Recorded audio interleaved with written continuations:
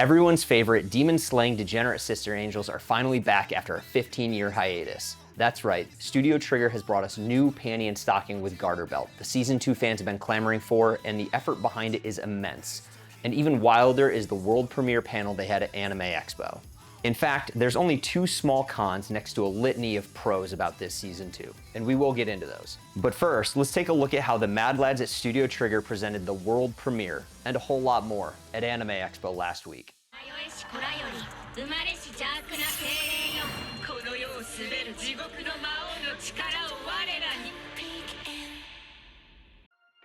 The folks at Trigger have been really making the rounds in the US the last few years, from premiere live cheer screenings to Gurren Lagann anniversaries and Delicious in Dungeon panels talking about Marcial's hair. They've had a strong con presence, and a Trigger panel consistently ranks as my favorite event at any con they choose to attend.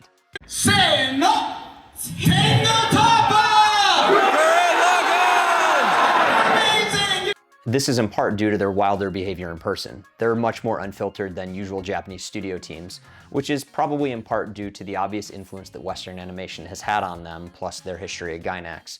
And it's also in part due to the efforts of their PR representative, Tatun, who deserves all of the praise in the world. Having a team member fully fluent in English and internet culture, who can both act as a translator and be an entertaining onstage personality on his own, is a massive benefit, and Trigger would do well to keep him on their team forever. So at AX, Tatun was there to translate for everyone, along with Trigger co-founder and director Hiroyuki Imaishi himself, co-director and head of story Hiromi Wakabayashi, and art director Shigeto Koyama, who was one of the character directors for this season, and we'll get into that exciting tidbit a little bit later. This panel was in the Peacock Theater, which is the largest space they have for main events, and Wakabayashi was quick to point out that they had actually attended the Friday panel for Gundam G-Quacks and had definitely filled up the room more than the Gundam group did. He presumed that we all must love degen content more than robots, and this got a massive cheer from the audience and set the energy level for the rest of the night. Imaishi added that he created the last episode of Season 1 15 years ago without putting too much thought into it, so he's excited that he can finally come back and show everyone what happens next. Wakabayashi said that this new season would not have happened with just their team. If you weren't familiar, the rights to Panty and Stocking were tied up in the decayed husk of what used to be Gainax, along with a lot of their other properties. That's the reason it took Hideaki Anno a while to get the rights back in Studio Kara's hands so that he could bring us the incredible rebuild of Evangelion movies. So as far as Trigger's concerned, it's all of the fans, the ones who came up to them at every event saying how much they love Panty and Stocking and asked if there would ever be a Season 2, who made this finally happen. As they put it, it's a collaborative effort between them and the fans that brought this to fruition. As Wakabayashi told the thousands of people in attendance, "Hope you enjoy our kid that we made together tonight." Imaishi added, and this is a direct translation from Tatun, "The foreplay is over, we're ready to go intercourse, please don't faint." And with that statement and the raucous cheers from the audience that had been going on the entire time, we got to see episode 1. And you can too, because at the time that I'm recording this, episode 1 is available on Prime Video in the US and other platforms globally. So with that, let's talk a little bit about episode 1 without getting too deep into spoilers. I'll be honest, like many of you, it's been a while since I last watched Season 1. I remember that its absurd writing is matched only by the absurd span of animation styles flexed by the team, and that the English dub script was heavily localized in the best way to make it feel like a raunchy American cartoon. The dialogue felt authentic to a pair of misfit Western fallen angels, their BDSM-loving priest handler, and the dopey nerd boy who followed them around. For everyone who wondered how they would address the unbelievable twist at the end of Season 1, they pick up right where that left off, hilariously addressing the 15-year absence while also making it clear that no time has passed at all in the show. What follows is a single plot-focused episode, as much as any of these are ever plot-focused, to piece Panty back together, try to resolve Stocking's recent demonification, and also remind everybody why Trigger is the GOAT. A lot of our favorite casts reappear in this episode, but we don't yet get to see the 2 new Bishi angels, Polyurethane and Polyester, so Wakabayashi asked that we wait until a little later in the season when these 2 will probably show up to add additional chaos and mayhem. He then called everybody's attention to the character designs, which you may have noticed very closely resemble the designs from Season 1, but have a much more vibrant and updated color palette. This was thanks to Promare character designer Shigeto Koyama, who was on stage and said that his goal was to have recurring colors that don't feel wildly different, but will really stand out when you compare side by side with Season 1. Since working on the original Panty and Stocking, he's worked on Kill la Kill, Promare, an episode of Star Wars Visions, and Cyberpunk. so he put all of that experience into new Panty and Stocking. Or as he put it, all those experiences on all these titles into this piece of junk.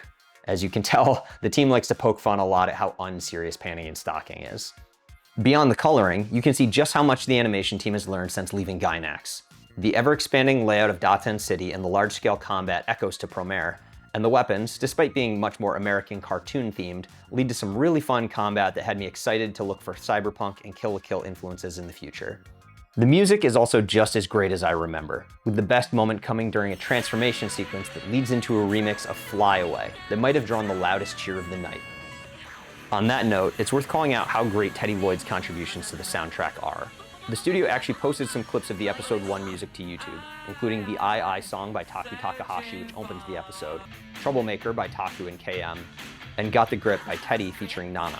As you can imagine, the audience was in an uproar the whole time. From every moment a favorite character reappeared, to boisterous laughter at all of the rapid-fire jokes happening, to shock and awe at some of the really great combat situations. This was the first time they ever showed the full episode anywhere, and Imaishi said he was really happy with how much everybody was laughing. After it ended, they all came back out on stage, and Koyama was quick to remind the audience that the anime has no real content, so not to take it very seriously. And remember how I mentioned that Koyama, who was an original designer on Gurren Lagann along with all of the other series I mentioned, is only one of the character designers for new Panty and Stocking? That's because they also have Sushio from Kill la Kill, Gridman designer Masaru Sakamoto, cyberpunk designer Yo Yoshinori, and they jokingly said the designer from Ninja Slayer, Imaishi himself. Plus, most recently, the Cyberpunk 2 director Kai Ikarashi also got involved in new Panty and Stocking. As Wakabayashi put it, we prepared the best team possible for this joke of a show. I trust in you guys, and so I hope that you trust in me, who trusts in you. Before ending the panel, the team had one more thing they wanted to announce, and they did so parodying the Apple "one more thing" statement. And that thing to announce was a partnership with Good Smile Hello to create new Panty and Stocking characters, along with this really cool version of the see-through car, which you were able to pick up at Anime Expo and potentially in other places, and I'll talk about that towards the end. Not only is this a cute little toy to commemorate the show finally coming back, the wheels actually move, so you could play with it if you wanted to. Earlier I mentioned that despite all of the great things about the new season, there are two potential cons to consider. The good news is, if you are a sub-only watcher, this will not concern you. However, as somebody who watches a majority of my anime subbed, I have to tell you, like many other Panty and Stocking fans, that this show is absolutely worth watching dubbed. I recommend watching both for how different they are. That season 1 English voice cast is iconic, but unfortunately they've all been replaced. We don't know the exact reason, although there's a good chance it's because this season is being brought to us by Amazon instead of Funimation. Regardless, there's a new set of voices, and they just don't sound the same. To be fair, Chris Sabat has said that he probably wouldn't reprise the role of Garterbelt if there was a new season, and that's understandable. Fans would probably be okay with it, but that's just not the way casting is done these days, and he'd probably want to avoid any potential backlash. I feel like America needs to become more like Japan in this respect, where it's much easier for voice actors to work across different production companies and studios. It's very rare in Japan to see a character's voice change, even across many, many years.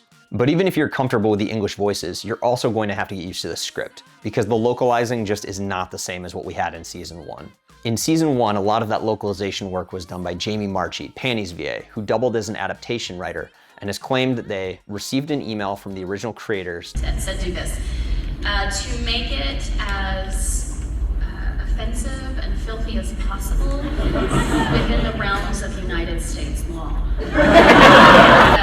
And then to put as much Western terminology and slang in there as possible, and then later teach it. Which definitely sounds like something that the Trigger folks would want, although that email has never surfaced, so we have to take her word for it. Here's an example from Season 1 to show how different the script was between Japanese and English, but also how well it flows in the English version.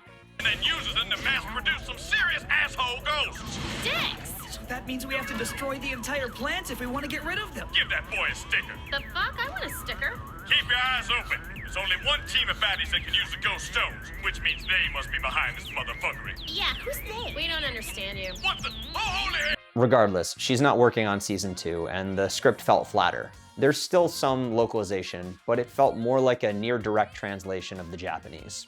Here's an example so you can see what I'm talking about. They may be angels, but they're fallen angels. Grade A bitches. Filthy, unhinged, and off the rails. These girls are the real deal. Ultra, mega, hyper, superhero bitches. The easiest example is the overuse of the word bitch, which is brought over from the Japanese bichi, which can mean both bitch or slut, or other words depending on the connotation. Instead of coming across as the crassest caste with a creatively filthy vocabulary, they seem to have the same subset of dirty words used over and over again. Anyway, that's not to say that the Season 2 dub is bad. It's still Panty and Stocking, and not nearly as terrible as certain other dubs that we got last season. But if you have a fondness for Season 1 and are expecting a dub and localization of that level, well, your mileage may vary.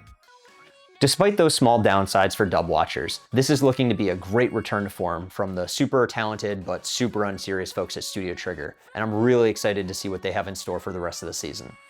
I'm also excited to potentially see them at other US cons this year, and you have a chance to do so as well. It's not confirmed, but at the end of the panel, they shared with everybody a postcard of Panty, along with a grid showing that there are 3 other locations to collect the others, and if you zoom in, you can make those out. It's San Japan in San Antonio, Texas, Otakon, which takes place in Washington, D.C., and Anime NYC, which takes place exactly where you think it does. I shouldn't have to tell you. I'm not sure if the same Trigger team is going to be hosting panels at all of them, but if you're going to any of those conventions and you see any kind of Trigger event on the agenda, make sure you go to it. You will not be disappointed.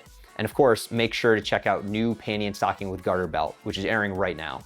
It's that same unhinged Trigger flavor, but with 15 more years of experience making some of the most incredible animations we've gotten in recent years, and 15 years of jokes they clearly had bottled up and needed to get out. So make sure you check it out, and do me a favor and let me know in the comments what you think of the new season. Thanks, and I'll see you in the next one.